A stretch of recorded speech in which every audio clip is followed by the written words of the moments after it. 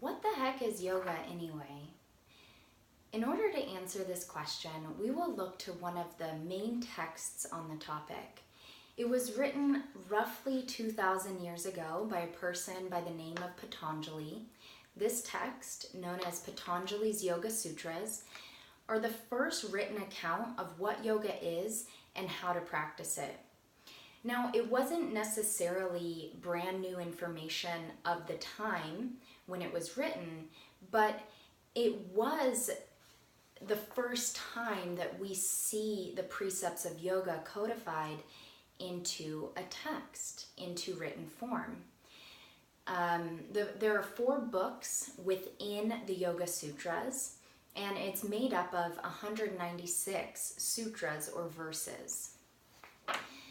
We will go into the 4 books, also known as padas, on a later day. So for today's purposes, we'll be focusing on Sutras 1.1 through 1.4, found in the first book, known as the Samadhi Pada, so that we can answer this question, what is yoga? I am not a Sanskrit expert, and because this text was originally written in Sanskrit, I will be reading for you the sutras the best that I can in Sanskrit. But just to be upfront, the Sanskrit language is not my expertise, so I may not be pronouncing these perfectly. I can pretty much guarantee it, but I'll be doing my best to present them to you so that you can have a better understanding of what yoga is and, where the practice has originated from. So I will go through each sutra by first reading it in Sanskrit. Then I will read it as the English translation, and I will also provide an explanation of what each sutra means, at least in the way that I understand it. And I've gleaned this information and this understanding of what yoga is through the sutras by reading Desikachar's book, The Heart of Yoga, as well as Mark Stevens' book, Teaching Yoga, and of course through my time and studies through the Shanti Yoga School. So, Sutra 1.1 goes like this.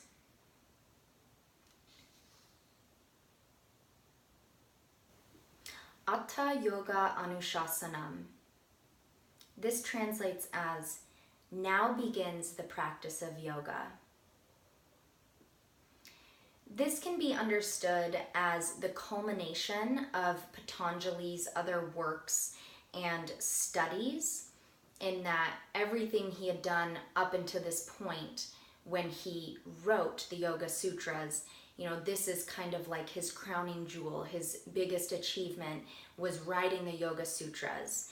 And so everything he had done and studied and practiced beforehand led to this creation of the Yoga Sutras. So it's basically a guide to achieving samadhi, which is a yogic state of bliss. It's also the experience of liberation, of freedom, of enlightenment, or of self-realization. That is what the purpose of Patanjali's Yoga Sutras are. Another interpretation of this first sutra is, right here, right now, begins the practice of yoga. So we can think of this also in a way as right here, literally here, right now, begins the practice of yoga. So that means in every moment we can be choosing to practice yoga. It is always with us. It is always something that is happening now. Moving on to Sutra 1.2. Yoga Chitta Vritti Nirodha. Yoga is the stilling of the fluctuations of the mind. Yoga is the cessation of movements in the consciousness. So we can think of our minds as we can use the analogy of a pond. When you drop pebbles into a pond, it creates ripple effects, and the ripples will move out and they'll collide with each other, and it creates this distortion on the surface of the water of the pond. We can relate the activity of our minds to this same idea of ripples on the surface of a pond colliding and creating distortion on the surface.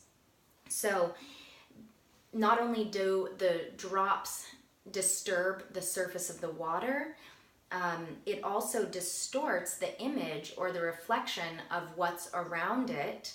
But what's interesting is that the water deep below the surface is not affected by the action that's taking place on top. So the water deep below remains calm and steady.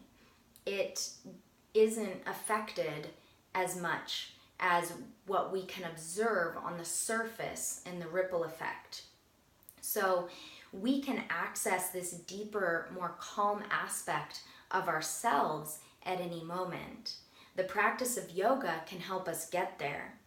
Through observation, attention, and practice, we can begin to slow down the mind, or we can begin to reduce the effects of the ripples on the surface of the water that distort our perception and the reflection of what is really going on. So if we relate this to the mind and through our practice of yoga, we can begin to slow down the fluctuations of the mind, all the activities that are going on up here that keep us from not only perceiving ourselves clearly and who we are deep down, like at the bottom of the surface of the pond that is always calm and unaffected by what's going on up top.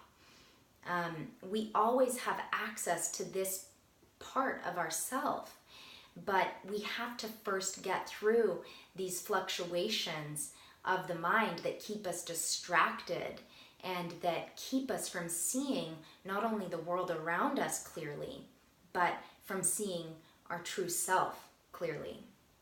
So yoga offers a method for doing this and is ultimately a practice of awareness without judgment. It's a mental discipline that we engage in. So moving on to 1.3, Sutra 1.3. Tada drastu svarupe avastanam. So that the self can dwell in its own splendor. Then the seer dwells in his own splendor. So when we are able to still the mind and not be influenced by its fluctuations, our deepest, most true self is no longer distorted and our true nature is revealed. We recognize ourselves for who we truly are.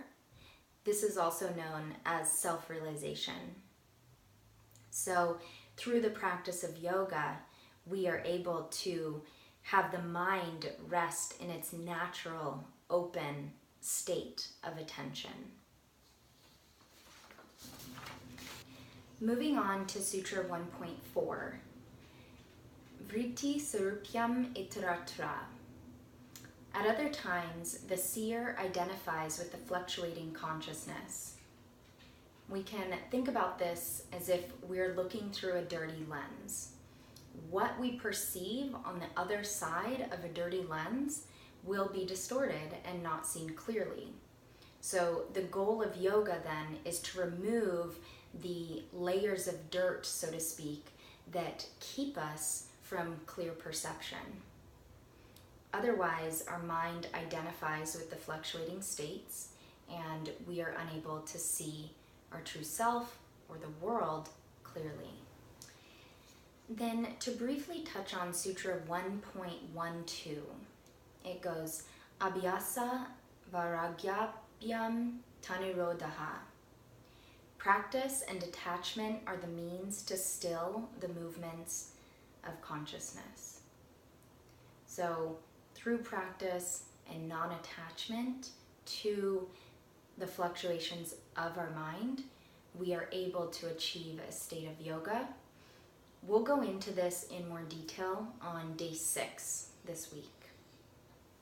But ultimately, the practice of yoga has as its purpose the reduction of effects that are painful to us by increasing our clarity. The painful effects that are likely to occur should be anticipated and avoided. So yoga can help us to change habits that don't serve our higher selves. It can help us change automatic ways of being so that we can move through deep-rooted conditioning that limits our experience and expression of life. Dis-ease of the body is exactly that. It's dis-ease.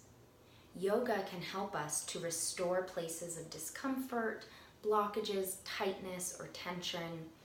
It brings a quality of spaciousness, of softening and opening and free-flowing so that all 3 aspects of ourselves, our body, mind, and spirit, are wholly integrated. So our theme for practice today will be to bring attention inward into our own personal experiences of what's going on within our own emotional and physical landscape, and become aware of, these different fluctuations of our mind, because we first have to be aware of them if we want to affect change. So that's what we'll be focusing on today.